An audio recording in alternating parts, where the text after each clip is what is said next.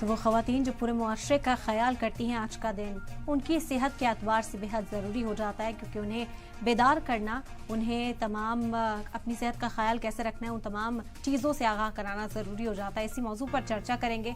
खास मेहमान इस वक्त हमारे साथ हैं, तारुफ आपका कराते हैं। डॉक्टर श्वेता माथुर जुड़ गई हैं, सीनियर गायनोकोलॉजिस्ट इस वक्त हमारे साथ, डायरेक्टर्स रीजन क्लिनिक से।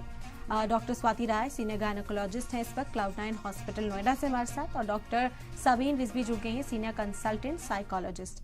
खैर मकदम है आपका, सलाम टीवी को वक्त देने के लिए सबसे पहले तो बेहद शुक्रिया। डॉक्टर श्वेता, आपसे शुरुआत करते हैं। आज का दिन बेहद अहम है और कहा जाता है कि इस दिन पर जो खवातीन हैं, लेडीज़ हैं, उनको बेदार करने की कोशिश की जाती है कि अपने हेल्थ का ख्याल रखना कितना ज़रूरी है और क्या अमेंडमेंट सोसाइटी में लाने चाहिए कि खवातीन से जुड़े हुए जो मुद्दे हैं उन पर बात करनी कितनी ज़रूरी हो जाती है, क्योंकि बदलते दौर के साथ, इस जदीद लाइफस्टाइल के साथ हम देख रहे हैं कि कई तरह की जो बीमारियां हैं वो बढ़ रही हैं और खवातीन उनसे बेदार ही नहीं हैं। हाँ, बिल्कुल सही कहा आपने। तो इस दिन की इम्पोर्टेंस है कि विमेन को अपने sexual and reproductive health and rights के बारे में जागरूक कराना चाहिए। तो स्टार्टिंग शुरू से ही होती है, बचपन से ही, कि लड़कियों को भी जेंडर इक्वालिटी भी रखना चाहिए, कि बॉयज और गर्ल्स को एक सा रखना चाहिए। उनको सेक्सुअल एजुकेशन देनी चाहिए, जो बिल्कुल टैबू में है हमारे देश में। इसके बारे में कोई बात नहीं करता है। बच्चों को अपने फ्रेंड्स के थ्रू या इंटरनेट से इधर उधर से कुछ कुछ टुकड़े टुकड़े पता चलते हैं। तो गर्ल्स को बिल्कुल मेंस्ट्रुएशन के बारे में अब कुछ ऐसी किताबें वगैरह भी आ गई हैं, मेंस्ट्रुपीडिया जैसे, जिसमें एक इंटरेस्टिंग तरीके से, कॉमिक की तरह से उनको अपने मेंस्ट्रुएशन के बारे में बताना चाहिए, कैसे वो उसकी हेल्थ के बारे में ध्यान रखें। और यंग गर्ल्स के लिए अब जैसे वैक्सीनेशन आ गई है, एचपीवी वैक्सीन आ गई है, जो कि 9 साल से ऊपर लड़कियों को लगानी चाहिए। तो इन सबको लेते हुए इनको कंसेंट का मतलब समझाना चाहिए, कि इनके साथ कभी कोई गलत तरह से कोई छेड़खानी ना करे। इनको गुड टच बैड टच के बारे में बताना चाहिए, कि वायलेंस अगेंस्ट वुमेन अगर होता है तो उनको जागरूक करना चाहिए, कि हेल्पलाइन नंबर्स हैं, उन पे आप इन्फॉर्म कर सकते हैं। और कॉन्ट्रासेप्टिव के बारे में बिल्कुल जरूर बताना चाहिए। मैं तो जी। कितनी बार देखती हूँ कि जो यंग मैरिड कपल होते हैं वो भी अनप्लान प्रेगनेंसी के साथ आ जाते हैं, क्योंकि घर में कोई बात ही नहीं करता कि कॉन्ट्रासेप्टिव के बारे में भी जाने वो लोग। स्पेशली शादी से पहले तो कम से कम इस बारे में बिल्कुल बात करनी चाहिए।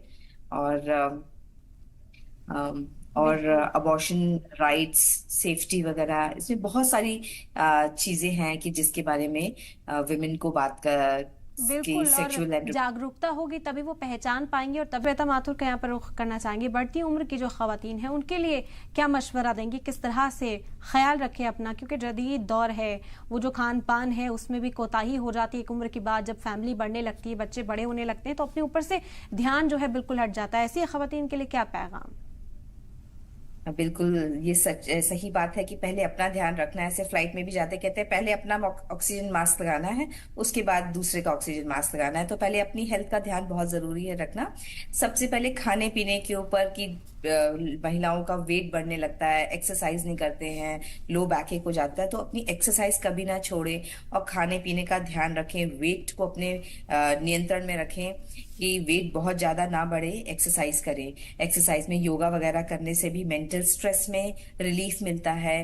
कि जब ब्रीदिंग को आप कंट्रोल करते हो तो अपने माइंड को भी थोड़ा कंट्रोल कर पाते हो, तो अपने माइंड पे नियंत्रण रहेगा, तो मेंटल स्ट्रेस वगैरह काफी हद तक प्राणायाम से कम हो सकते हैं। फिर रेगुलर हेल्थ चेकअप्स तो कराने ही कराने हैं। 40 ईयर्स के बाद साल में एक बार blood test, complete blood test हो जाए अच्छा है। एक पैप्समियर 30 साल की उम्र के बाद 3 या 5 साल में एक पैप्समियर, जो कि सर्वाइकल कैंसर स्क्रीनिंग का मेथड है, उसको जरूर कराना है। जी। 65 साल की उम्र तक इसे कराना है। और एक मेनोपॉज की तरफ जैसे उम्र जाती है, कि 1 साल अगर पीरियड बंद हो जाता है तो हम उसे मेनोपॉज कहते हैं। तो ये बिल्कुल ध्यान रखें कि एक बार मेनोपॉज हो गया उसके बाद दोबारा अगर ब्लीडिंग होती है, पोस्ट मेनोपॉजल ब्लीडिंग, तो बहुत ही सीरियस सिम्टम है, उसको बिल्कुल इग्नोर नहीं करें। डॉक्टर के पास आना है, अपना चेकअप कराना है। ब्रेस्ट सेल्फ एग्जामिनेशन हर लेडीज को करना है 20 साल की उम्र के बाद से, कि हर महीने पीरियड्स खत्म होने के बाद या जो भी लेडीज के पीरियड्स बंद हो गए तो महीने के किसी भी एक फिक्स डेट पे अपने ब्रेस्ट का खुद से चेकअप करना है। बहुत सारे वीडियोस वगैरह ऑनलाइन यूट्यूब पे अवेलेबल है जो आपको गाइड करेंगे कि कैसे करना है। कुछ भी आपको दिक्कत लगती है, आपको कोई नई गांठ लगती है, तो आप तुरंत अपने पास के गायनेकोलॉजिस्ट को या डॉक्टर को दिखाएं और अपनी सेहत पे बहुत ध्यान दें। बिल्कुल बिल्कुल बिल्कुल दुरुस्त कहा आपने। और हम उम्मीद करते हैं कि ये प्रोग्राम उन तमाम खवातीन तक पहुंचेगा और उन्हें भी फ़ायदा पहुंचाएगा। बहुत शुक्रिया आप लोगों का, आपने अपना कीमती वक्त निकाला इस चर्चा में आप शामिल हुए।